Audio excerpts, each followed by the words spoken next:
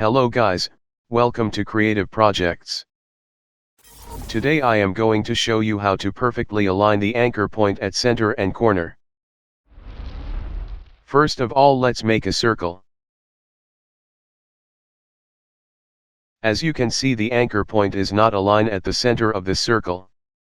So if I rotate the circle, it would not rotate perfectly because the anchor point is not aligned in center, so let's align the anchor point.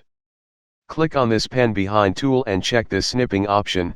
Now move this anchor point. As you can see, the anchor point is moving perfectly at center and corner of circle. So if I place this anchor point in center, then the rotation of circle is perfect.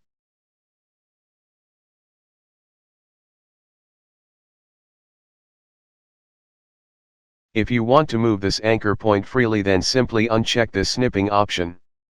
Now the anchor point is moving freely. If I place this anchor point at any corner of circle, then the circle will be rotate like this.